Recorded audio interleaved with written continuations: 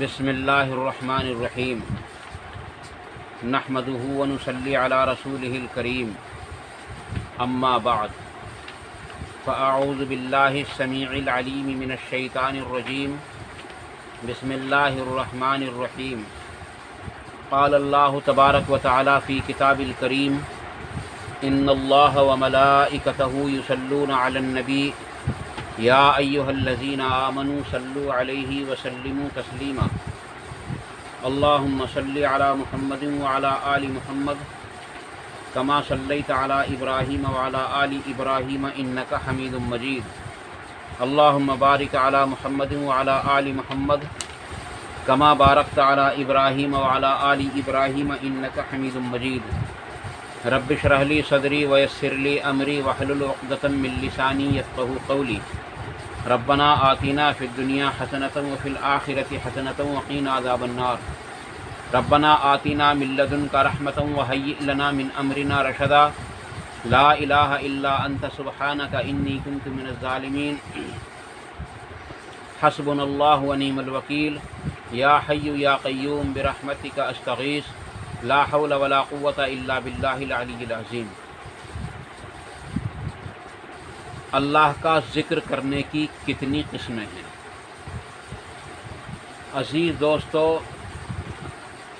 اس سوال کے بارے میں جو انہوں نے لکھ کر کے بھیجا ہے، میں ان کے مقصد کو تو نہیں سمجھا کہ یہ قسم سے کیا مراد لے رہے ہیں، لیکن اگر ان کی مراد کچھ اور ہو تو دوبارہ لکھ کر کے اور واضح الفاظ میں لکھ کر کے بھیجیں۔ لیکن جو میری سمجھ میں آیا ہے وہ میں آپ کے سامنے ذکر کی کچھ قسمیں اور اس کے آداب کچھ مختصر انداز میں بیان کرنے کی کوشش کروں گا۔ پھر بھی عزیز دوستو، جہاں تک میں سمجھتا ہوں ذکر کرنے کی کئی قسمیں ہیں۔ اللہ کا ذکر قرآن کریم کے ذریعے بھی کیا جاتا ہے۔ قرآن کریم کو پڑھیں، قرآن کریم کو سنیں، قرآن کریم کا درس دیں، کیونکہ نبی کریم صلی اللہ علیہ وسلم نے ارشاد فرمایا کہ تم میں بہترین وہ شخص وہ ہے جو قرآن کریم کو پڑھتا ہو یعنی قرآن کریم کو سکھاتا ہو یا سیکھتا ہو۔ تو عزیز دوستو، بہترین شخص قرار دیا اس شخص کو جو قرآن کریم کو سیکھتا ہو یا سکھاتا ہو۔ دوسرا طریقہ ہے اللہ کا ذکر کرنے کا احادیث رسول صلی اللہ علیہ وسلم کا تذکرہ۔ لوگوں کے سامنے احادیث رسول صلی اللہ علیہ وسلم بیان کی جائیں اور اللہ کے نبی صلی اللہ علیہ وسلم نے جو احکام ہم کو پہنچائے ہیں ان کو دوسروں تک پہنچانے کی کوشش کریں، اور قرآن کریم سے بھی مراد وہی ہے کہ اللہ کا ذکر جو قرآن کریم سے لیا جائے گا وہ بھی اس کے قرآن کریم کے احکامات جو اللہ نے ہم تک پہنچائے ہیں ان کو ہم سمجھیں اور سمجھائیں، ان کو اپنی زندگی میں لائیں اور دوسروں تک اس کو پہنچانے کی کوشش کریں۔ اور یہی مثال آپ حدیث کے لیے بھی سمجھ لیجئے۔ تیسری ایک قسم اور ہے ذکر کی عزیز دوستو، وہ ہے نماز۔ نماز اللہ تبارک و تعالیٰ کی سب سے اہم ترین عبادت ہے، یہاں تک کہ کلمے کے بعد سب سے افضل ترین جو عبادت ہے وہ نماز ہی ہے، اور کلمے کے بعد جتنی بھی نیکیاں ہیں وہ سب نماز کی محتاج ہیں۔ اگر کوئی حج کرتا ہو، اگر کوئی عمرے کرتا ہو، اللہ کے راستے میں خیرات کرتا ہو، زکوٰۃ دیتا ہو، یا اور کسی طریقے سے کوئی بھی نیکی کرتا ہو اور نمازوں کا پابند نہ ہو، تو عزیز دوستو اللہ تبارک و تعالیٰ کے یہاں اس کی کوئی نیکی قبول نہیں کی جاتی۔ اس لیے سب سے بہتر اور سب سے افضل جو ذکر کا طریقہ ہے وہ ہے اللہ تبارک و تعالیٰ کے لیے نماز پڑھنا۔ یہ بھی ایک اللہ کا ذکر ہے۔ اور ایک قسم اور ہے عزیز دوستو، چوتھی قسم ہے انفرادی طور پر اللہ تبارک و تعالیٰ کے ناموں کی تسبیح پڑھنا، مثلا اس کی پاکی بیان کرنا، سبحان اللہ کہنا، الحمدللہ کہنا، لا الہ الا اللہ کہنا، اللہ اکبر کہنا، یا اسی طریقے سے کہ اور بھی کئی ساری تسبیحات ہیں، سبوح قدوس کہنا، اور اس طریقے سے اور بھی بہت سارے نام ہیں اللہ تبارک تعالیٰ کے۔ ان ناموں میں سے کوئی بھی نام لے کر اللہ تبارک تعالیٰ کے نام کو اپنی زبان سے اس کو جو ہے بے شمار بار اس کو جو ہے اللہ تبارک تعالیٰ کے سامنے اس کا ذکر کرنا، یہ بھی ایک اللہ تبارک تعالیٰ کا ذکر کرنے کی ایک خاص طریقہ ہے، اللہ تبارک تعالیٰ کا ذکر کرنے کا۔ عزیز دوستو، ایک پانچواں طریقہ اور بھی ہے، اس کے لیے میں آپ سے اس کو بیان کرنے سے پہلے خاص طور سے پیروں سے اور خاص طور سے ان لوگوں سے معافی چاہتا ہوں جو لوگ اس طرح کا ذکر کرتے ہیں۔ عزیز دوستو، وہ ذکر ہے ذکر بالجہر اور اجتماعی طور پر ذکر کرنا۔ مثلا اللہ اکبر کے اجتماعی طور پر نعرے لگانا، سبحان اللہ کے اجتماعی طور پر نعرے لگانا، گردن کو توڑ موڑ کر اللہ تبارک و تعالیٰ کے سامنے اس طریقے سے کسی بھی نام کو اللہ تبارک تعالیٰ کے کو لینا۔ عزیز دوستو، اس کے لیے یہ ایک طریقہ نبی اکرم صلی اللہ علیہ وسلم سے ثابت نہیں ہے، نہ آپ صلی اللہ علیہ وسلم کے صحابہ سے ثابت، اور آپ صلی اللہ علیہ وسلم کے صحابہ کے زمانے میں اگرچہ یہ طریقہ وجود میں آ گیا تھا، لیکن جن لوگوں نے اس طریقے کو اپنایا تھا ان کے بارے میں اس حدیث کے اندر آخر میں لکھا ہے کہ جن لوگوں نے اس طریقے کو اپنایا تھا وہ خوارج کی جماعت تھی، جو حضرت علی رضی اللہ تعالیٰ عنہ سے لڑنے والے لوگ تھے، وہ ان لوگوں کی جماعت تھی۔ یہ حدیث ایک طویل حدیث ہے اور سنن دارمی کے اندر یہ حدیث موجود ہے، سنن دارمی میں ہے شاید، اور اس کا نمبر ہے 206 نمبر، جو میرے پاس سنن دارمی ہے اس کے اندر جو اس کا نمبر ہے وہ ہے 206۔ عزیز دوستو، حضرت عبداللہ ابن مسعود رضی اللہ تعالیٰ عنہ نے اس طرح ذکر کرنے والے لوگوں کو جب ایک صحابی نے ان کو خبر دی کہ اس طریقے سے لوگ جمع ہو کر سبحان اللہ 100 بار، الحمدللہ 100 بار، اللہ اکبر 100 بار، لا الہ الا اللہ 100 بار، ایک ان میں سردار بنا ہوا ہے اور وہ کہتا ہے پڑھو 100 بار سبحان اللہ، پڑھو 100 بار الحمدللہ، پڑھو 100 بار اللہ اکبر، تو میں دوڑ کر آپ کے پاس آیا ہوں۔ چنانچہ وہ دوڑ کر کے آئے حضرت عبداللہ ابن مسعود رضی اللہ تعالیٰ عنہ کی خدمت میں، اور ان کے سامنے وہ واقعہ بیان کرا۔ چلو میں آپ کو ایک چیز دکھاتا ہوں۔ آپ نے پوچھا کہ کیا بات ہے؟ چل کر خود ہی دیکھ لیجئے۔ پھر انہوں نے بتایا کہ وہ اللہ کے ناموں کو شمار کر کر کے اس طرح اجتماعی طور پر پڑھ رہے ہیں، اکٹھے ہو کر کے پڑھ رہے ہیں۔ تو حضرت عبداللہ ابن مسعود رضی اللہ عنہ کو غصہ آیا اور فرمایا کہ تم نے ان سے یوں کیوں نہ کہا کہ اللہ تبارک تعالیٰ تمہاری نیکیوں کو تو ضائع نہیں کرے گا، کتنی کر لو، لیکن کیا تم نے کبھی اپنے گناہوں کو شمار کیا ہے؟ تمہیں پہلے اپنے گناہوں کو شمار کرنا چاہیے کہ تم نے گناہ کتنے کیے ہیں، اور جتنی نیکیاں تم نے کی ہیں میں ان کا ضامن ہوں کہ اللہ تعالیٰ تمہاری نیکیوں کو ضائع نہیں کرے گا۔ سورۃ بقر کے اندر اللہ تبارک و تعالیٰ نے جس مقام پر قبلے کے بارے میں احکام نازل کیے ہیں، انہی احکاموں کے اندر اللہ تبارک و تعالیٰ نے ایک بات یہ بھی فرمائی کہ اللہ تبارک و تعالیٰ تمہاری نیکیوں کو اس طرح ضائع کرنے والا نہیں ہے۔ تو عزیز دوستو، حضرت عبداللہ ابن مسعود رضی اللہ عنہ وہاں پہنچے اور بالکل اسی انداز میں ان لوگوں کو ڈانٹا کہ تم نے یہ کیا کیا۔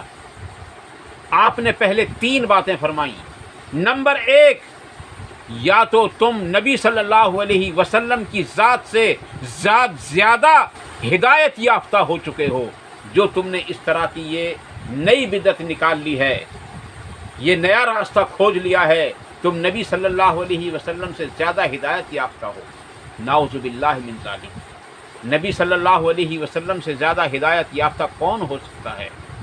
عزیز دوستو، دوسری بار فرمایا کہ ابھی نبی اکرم صلی اللہ علیہ وسلم کے کپڑے موجود ہیں، برتن موجود ہیں، صحابہ موجود ہیں، اور تم نے یہ بدعت نکال لی۔ عزیز دوستو، کتنی سخت ڈانٹ ہے ان لوگوں کے لیے۔ عزیز دوستو، اس لیے ہم سب کو چاہیے کہ ہم ایسی مجالس سے بچ کر رہیں۔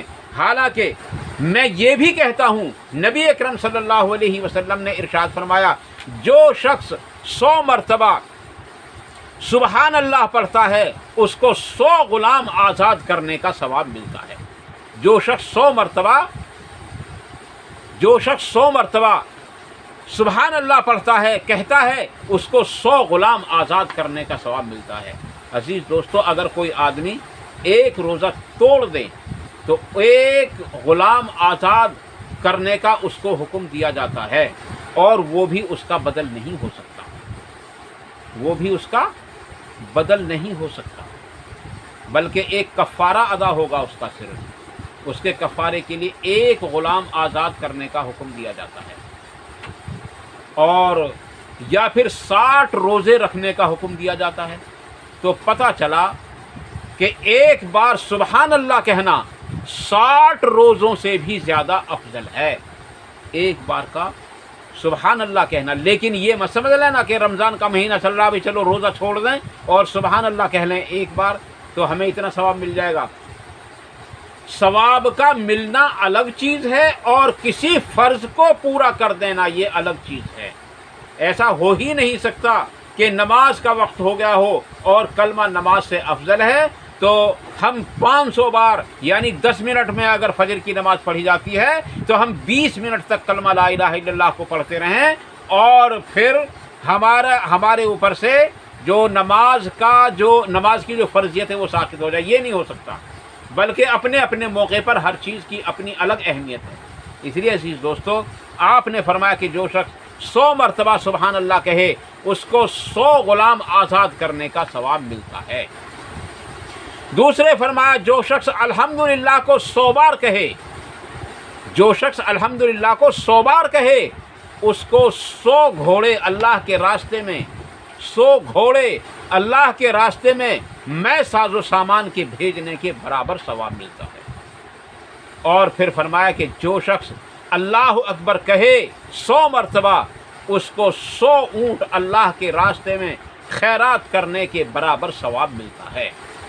عزیز دوستو، یہ فضیلت ہے ان لوگوں کے لیے جو سبحان اللہ، الحمدللہ، اللہ اکبر پڑھا کرتے ہیں۔ یہ فضیلت ان لوگوں کے لیے ہے، 100 غلام آزاد کرنے کا ثواب، 100 اونٹ اللہ کے راستے میں خیرات کرنے کا ثواب، 100 گھوڑے اللہ کے راستے میں بھیجنے کا ثواب۔ یہ 3 کلمات ایسے ہیں، اور چوتھے کلمے کے بارے میں تو بالکل حد ہی ہے عزیز دوستو۔ آپ صلی اللہ علیہ وسلم نے ارشاد فرمایا کہ جب کوئی لا الہ الا اللہ کہتا ہے تو اس کے لیے زمین و آسمان کا جو درمیان کا خلا ہے وہ تمام کا تمام نیکیوں سے بھر دیا جاتا ہے۔ اتنی نیکیاں، اور پھر لا الہ الا اللہ سے بڑھ کر نیکی اور ہو بھی کون سکتی ہے؟ اس سے زیادہ وزنی اور چیز ہو بھی کون سی سکتی ہے؟ سنن ابن ماجہ، سنن ترمذی کے اندر حدیث موجود ہے ایک، عزیز دوستو، اس میں قیامت کے روز جو ہے ایک آدمی کو لایا جائے گا اور اس کے سامنے 99 دفتر کھول دیے جائیں گے گناہوں کے، اور ہر دفتر کی لمبائی اور چوڑائی اس کی حد نگاہ تک ہوگی۔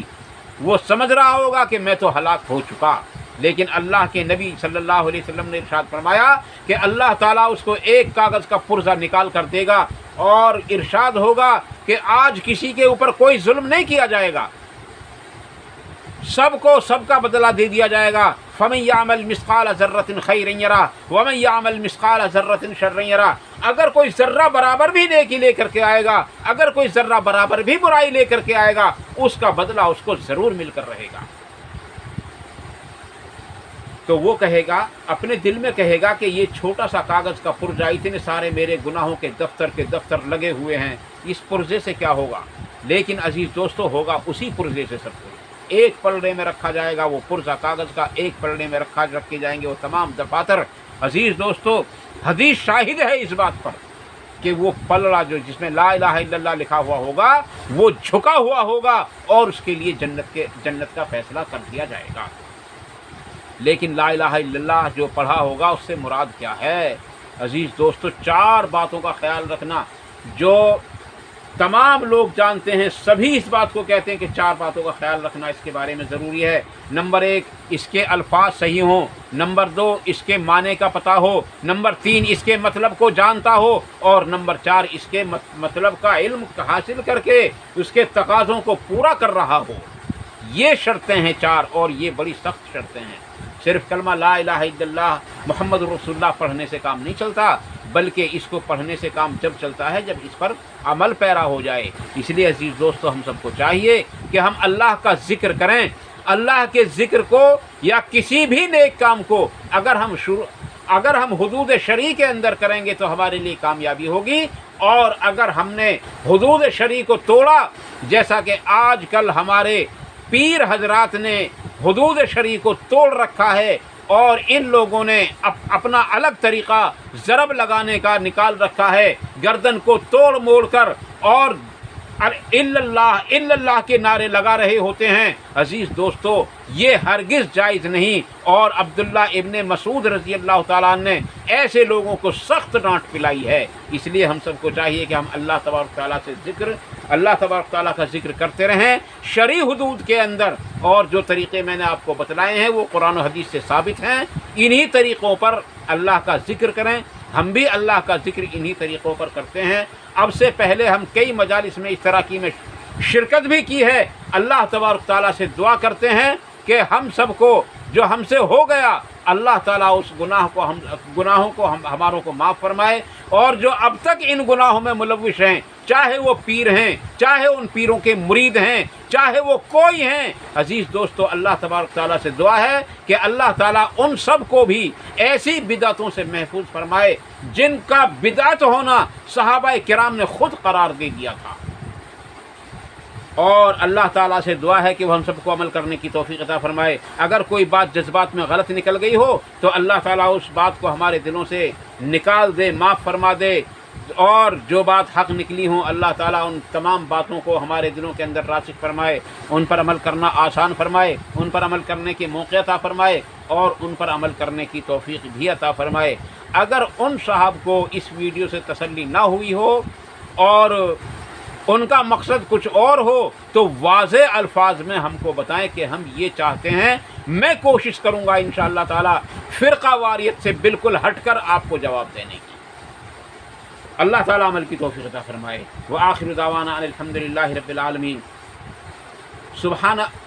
سبحان ربک رب العزت عما یصفون وسلام علی المرسلین والحمد للہ رب العالمین برحمتک یا ارحم الراحمین۔ والسلام علیکم ورحمۃ اللہ تبارک و تعالی وبرکاتہ۔